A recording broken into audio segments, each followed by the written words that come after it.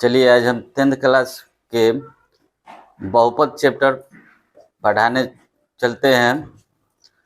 Chapter है बहुपद यानी कि पॉलिनोमियल्स।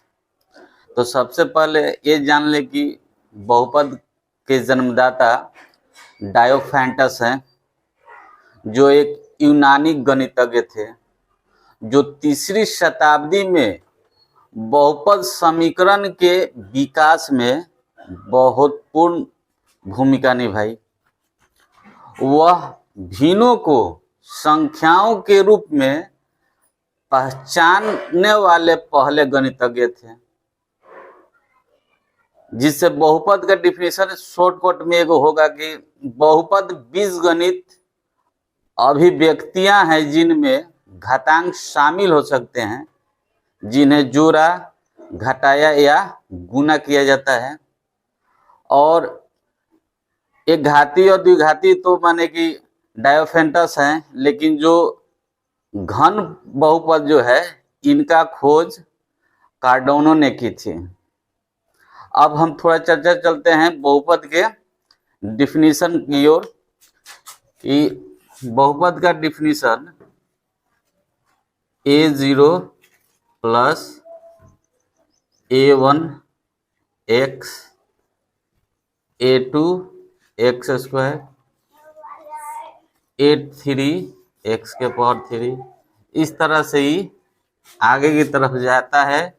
तो an x to the power n के किसी भी बीजीय व्यंजक रूप में हो उसे हम बहुपद कहते हैं। और इसमें हम देखते हैं कि a0 a1 a2 इस तरह से an, इस तरह से an वास्तविक संख्या है, और ये जो x का हाईएस्ट घात होता है वो x का घात यानी कि डिग्री कहिए या इंडेक्स कहते हैं। उसके बाद क्लासिफिकेशन ऑफ पॉलिनोमियल्स यानी बहुपद के वर्गीकरण। तो बहुपद के वर्गीकरण में पहला आता है एक पदी बहुपद, यानी कि जिसमें एक पद ही हो, और दूसरा आता है द्विपदी, तीसरा आता है त्रिपदी बहुपद, तो जिसमें एक पद हो, ax एक पदी हो गया, ax प्लस b 2 हो गया, द्विपद हो गया। त्रिपद जो है ax square plus bx plus c a त्रिपद बहुपद हो गया।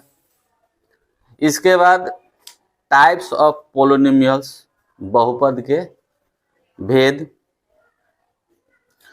तो बहुपद के भेद में एक घाती बहुपद, दूसरा होता है द्विघाती बहुपद, तीसरा त्रिघाती बहुपद, यानी कि जिसका पावर एक हो उसे एक घाती बहुपद कहते हैं, जिसका 2 घात हो उसे द्विघाती बहुपद कहते हैं, और जिसका 3 घात हो उसे त्रिघाती बहुपद कहते हैं।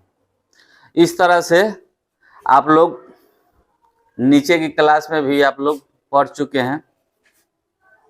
अब हम लोग थोड़ा शून्य और शून्यक के बारे में जानेंगे। चलिए, बहुपद का शून्य, शून्यांक, शून्यक के ज्यामितीय अर्थ।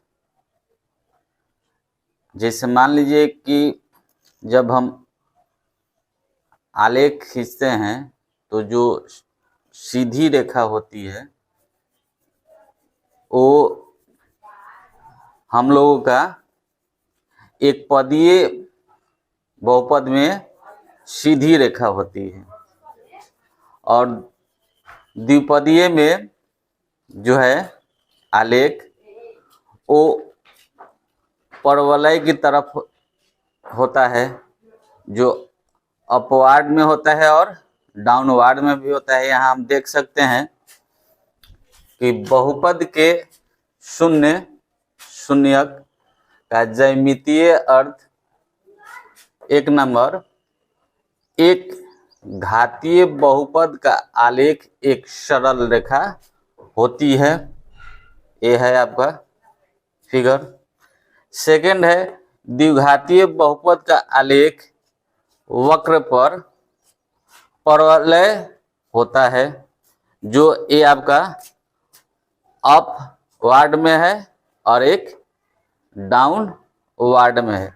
ये 2 प्रकार से आपके द्विघातीय बहुपद में आलेख होते हैं, अपवार्ड में होंगे या डाउनवर्ड में होंगे। तो इसमें शून्यांकों की संख्या, द्विघातीय बहुपद में शून्यांकों की संख्या 2 होती है, क्योंकि एक्स अक्ष पर ही जितना कटेगा वो शून्यांकों की संख्या होती है। आइए इस पर हम शून्यांकों की संख्या पर थोड़ा चर्चा कर ले। चलिए अब चित्र को देखकर बताना है कि बहुपद एक घातीय है कि द्विघातीय है। तो कैसे हम लोग जानेंगे? तो हम कुछ फिगर लिए हैं। पहला फिगर पर ध्यान देते हैं। ये जो रेखा है ये एक सरल रेखा है। तो अभी बताए हैं कि जो एक सरल रेखा होती है वो क्या होती है? एक घातीय होता है। तो इसका आंसर हम लोग कह सकते हैं कि एक घातीय है। और ये दूसरा फिगर पर आते हैं। ये क्या है? एक परवलय आकार में होता है। जो बताए थे कि द्विघातीय बहुपद में जो आकृति बनती है परवलयाकार होती है, इसलिए ये द्विघातीय है। तीसरा फिगर पर आते हैं। तो इस फिगर से हमको यह पता चलता है कि ये फिगर ना तो सरल रेखा है और ना परवलयाकार में है, इसलिए ये फिगर जो है ना एक घातीय है और ना द्विघातीय। शून्यांकों की संख्या बताना है। तो आइए हम फिगर पर समझेंगे। पहला फिगर है, तो जितने भी एक्स अक्ष पर कटेगा, तो एगो यहाँ कटा यहाँ कटा, इस फिगर का शून्यांकों की संख्या 2 होगी। इसकी शून्यांकों की संख्या 2 होगी, क्योंकि ये एक्स अक्ष पर 2 बार कटा है। सेकंड में आते हैं। तो ये देखिए एक्स अक्ष पर एक यहाँ कटा यहाँ कटा यहाँ कटा, इसके शून्यांकों की संख्या 3 होगी। और ये एक्स अक्ष पर नहीं कट रहा है, ये वाई अक्ष पर है, इसलिए इसके शून्यांकों की संख्या 0 होगी। इस फिगर पर आते हैं। तो एक्स अक्ष पर देखिए एक यहाँ कटा यहाँ हुआ यहाँ हुआ, तो इसके शून्यांकों की संख्या 3 हुई। तो कोई भी फिगर हो, सिर्फ हमको देखना है कि एक्स अक्ष पर बिंदु कितने बार कट रहा है, उतने ही शून्यांकों की संख्या होगी।